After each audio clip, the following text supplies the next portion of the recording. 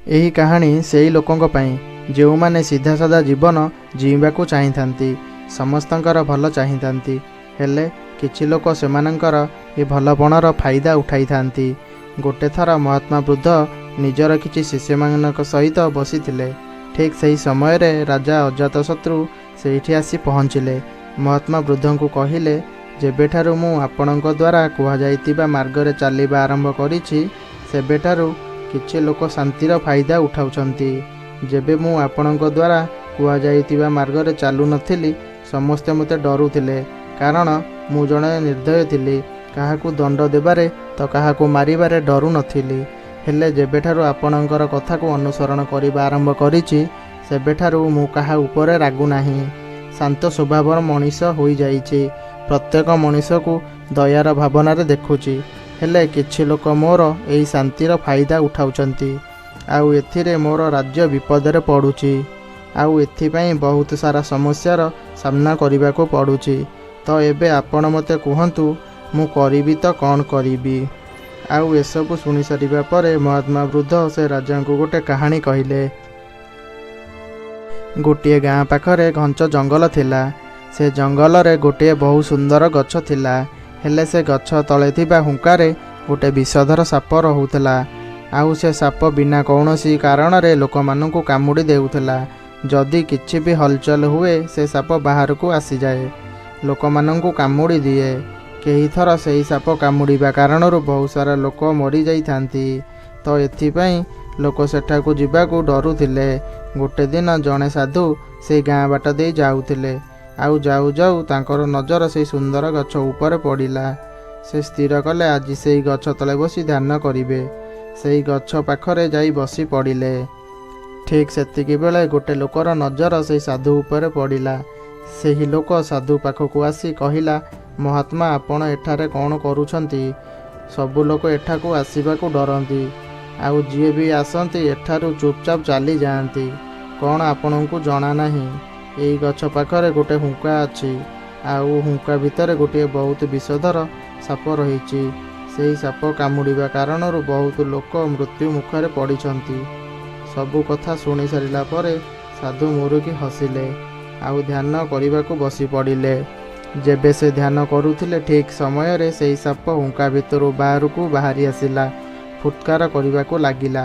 ଆଉ ସାପର ଫୁତ୍କାର ଶବ୍ଦରେ ସାଧୁ ଧ୍ୟାନରୁ ଉଠି ପଡ଼ିଲେ, ଆଉ ଦେଖିଲେ ସେ ସାପ ତାଙ୍କ ଆଡ଼କୁ ମାଡ଼ି ଆସୁଛି। ସାଧୁ ସେହି ସାପର ଆଖିକୁ ଦେଖିଲେ, ଆଉ ଗୋଟେ ମନ୍ତ୍ର ପଢ଼ିଲେ।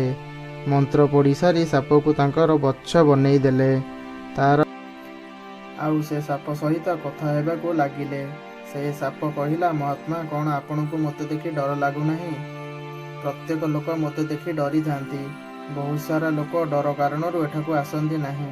ଶୁଣି ସାରିବା ପରେ ସାଧୁ ହସିଲେ, ଆଉ କହିଲେ, ଏଥିରେ ଡରିବାରେ କ'ଣ ଅଛି? ମୁଁ ମୃତ୍ୟୁକୁ ବି ଡରେ ନାହିଁ, ବରଂ ଡରୁଛ ତ ତମେ, ଯେ ତମକୁ କେହି ମାରି ନ ଦଉ। ଏଥିପାଇଁ ତୁମେ ଲୋକମାନଙ୍କୁ କାମୁଡ଼ୁଛ। ଏହା ଶୁଣିକି ସେ ସାପ ଆଶ୍ଚର୍ଯ୍ୟ ହୋଇଗଲା, ଆଉ କହିଲା, ମହାତ୍ମା, ଏଠାକୁ ଯିଏ କେହି ବି ଆସିଥାନ୍ତି, କିଛି ଲୋକ ମୋତେ ମାରିବାକୁ ତ ଚେଷ୍ଟା କରିଥାନ୍ତି, ହେଲେ ମୋତେ ଆଜି ପର୍ଯ୍ୟନ୍ତ ଆପଣଙ୍କ ପରି ମିଳିଲେ ନାହିଁ, ଯିଏକି ମୋତେ ଡରୁ ନଥିବେ। ଆଉ ଏହା କହିକି ସାପ ମୁଣ୍ଡକୁ ସାଧୁଙ୍କ ପାଦ ତଳେ ରଖିଦେଲା, ଆଉ କହିଲା, ମହାତ୍ମା, ଆପଣ ବିଲକୁଲ ଠିକ୍ କହିଛନ୍ତି। ଆଉ ଡରୁଛି ତ ମୁଁ ନିଜେ, ଆଉ ନିଜର ଏହି ଡର କାରଣରୁ ମୁଁ ଲୋକଙ୍କୁ ମାରି ଦେଇଥାଏ। ମୋତେ ଏମିତି କରିବା ଉଚିତ ନଥିଲା। ସାଧୁ କହିଲେ, ତୁମେ ବିଲକୁଲ ଠିକ୍ କହୁଛ।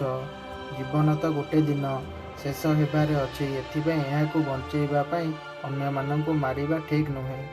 ନିଜ ଜୀବନର ଏହି ମୋହକୁ ଛାଡ଼ି ଦିଅ। ଅନ୍ୟମାନଙ୍କ ପାଇଁ ଭଲ ପାଇବାରେ ଭରି ହୋଇଯାଅ। ଏହା କହିକି ସାଧୁ ସେଠାରୁ ଚାଲିଗଲେ। ସାଧୁଙ୍କ କଥାରେ ସାପ ବହୁତ ପ୍ରଭାବିତ ହେଲା। ସେ ନିଷ୍ପତ୍ତି ନେଲା, ଆଜିଠାରୁ କାହାକୁ କାମୁଡ଼ିବ ନାହିଁ। ହେଲେ ଏ ସବୁର ପରିଣାମ ଯାହା ଥିଲା, ସେ ବିଲକୁଲ ଓଲଟା ହେଲା। ଲୋକମାନଙ୍କୁ ଜଣାପଡ଼ିଲା ଯେ ସାପ ଏବେ କାହାକୁ କାମୁଡ଼ୁ ନାହିଁ। ଲୋକମାନେ ତାର ଫାଇଦା ଉଠାଇବାକୁ ଲାଗିଲେ।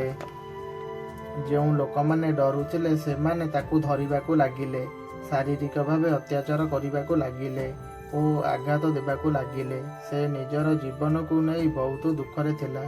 ହେଲେ ଗୋଟିଏ ଦିନ ସାଧୁ ପୁଣି ଥରେ ସେହି ଗାଁକୁ ଆସିଲେ। ସେହି ଗଛ ତଳେ ବସି ଧ୍ୟାନ କରିବାକୁ ଲାଗିଲେ।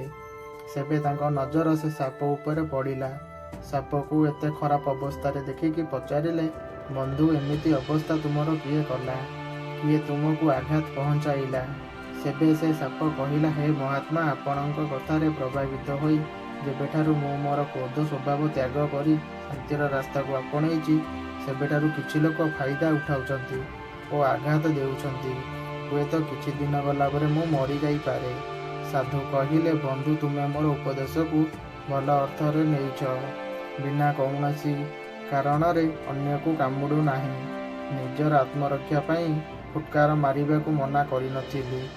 ପୂରା କାହାଣୀ ଶୁଣିସାରିଲା ପରେ ମହାତ୍ମା ବୃଦ୍ଧ ଅଜାତଶତ୍ରୁଙ୍କୁ ପଚାରିଲେ, ତ କାହାଣୀରୁ ତୁମେ କ'ଣ ବୁଝିଲ?